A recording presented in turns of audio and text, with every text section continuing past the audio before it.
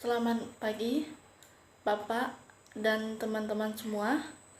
Baik, perkenalkan nama saya Yupita. Saya dari kelas C11. Di sini saya akan menyampaikan materi tentang 7 sakramen dalam Gereja Katolik. 7 sakramen dalam Gereja Katolik yang pertama yaitu sakramen baptis, yang kedua sakramen penguatan atau sakramen krisma, yang ketiga sakramen ekaristi, yang keempat sakramen tobat, yang kelima sakramen perkawinan, yang keenam sakramen tabisan atau imaman, yang ketujuh sakramen penguatan orang sakit.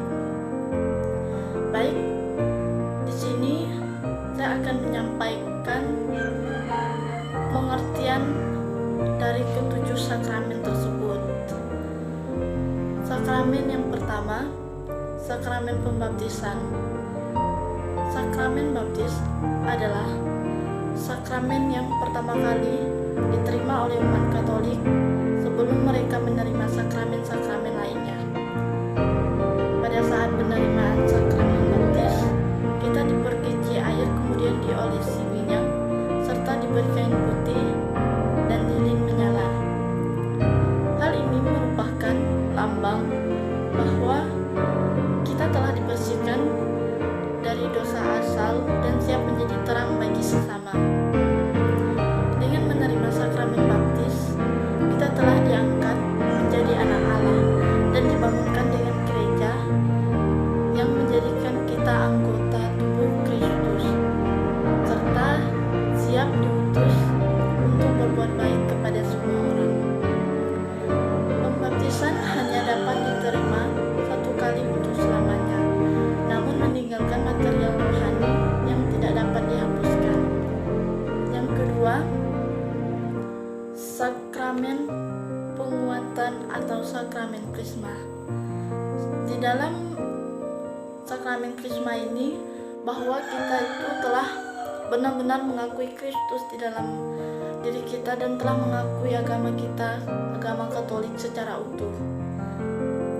Baik, sakramen krisma, di dalam sakramen krisma umat Katolik menerima kepenuhan Roh Kudus di dalam dirinya yang menjadikan umat menjadi lebih dewasa secara rohani dan menjadikan saksi-saksi Kristus yang memiliki tanggung jawab yang besar.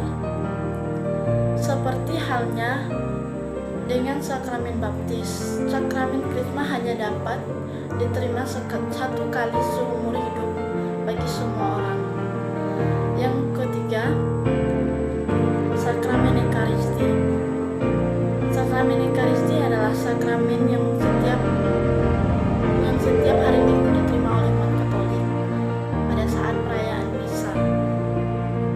Sakramen ekaristi yaitu Kristus mengasihi gerejanya tanpa batas dengan memberikan tubuh dan darahnya sendiri kepada setiap anggota keluarganya di dalam perjamuan ekaristi. Ekaristi merupakan penyempurnaan dari perjamuan Paskah perjanjian lama yang ditandai dengan kurban anak domba Allah yang membebaskan orang-orang Israel dari maut. Dalam ekaristi, Kristuslah anak domba Allah yang menjadi kurban untuk menghapus dosa-dosa kita, dan karena itu kita memasuki perjanjian baru yang membebaskan kita dari kematian kekal. Perayaan syukur atas kasih Allah Bapa lewat pengorbanan Tuhan Yesus Kristus dirayakan kita setiap mengikuti misa atau setiap sakramen ekaristi. Pada saat ekaristi kita mengenangkan karya penyelamatan Yesus Kristus bagi manusia yang terjadi melalui wafat dan kebangkitannya. Yang keempat, sakramen tobat. Setiap orang pasti pernah berbuat dosa. Sakramen tobat yaitu untuk orang yang ingin bertobat. Semuanya orang pasti ingin bertobat. Dosa merusak hubungan dengan sesama manusia dan Tuhan, sehingga membuat kita merasa tidak senang dan bahagia. Oleh karena itu, Bapa menganugerahkan kepada sakramen tobat atau pengakuan dosa. Pada sakramen ini, kita mengakui dosa-dosa kita kepada iman, karena Yesus Kristus telah memberi kuasa kepada para imannya untuk melepaskan umatnya dari dosa setelah kebangkitannya melalui sakramen tobat kita. Menerima pengampunan dosa dari Allah Bapa serta rahmat-Nya yang membantu kita untuk menolak godaan dosa di waktu yang akan datang, sehingga menjadikan kita hidup lebih damai. Sakramen tobat itu mendekatkan kita dengan Tuhan. Yang kelima, sakramen pernikahan. Sebagian besar orang dipanggil untuk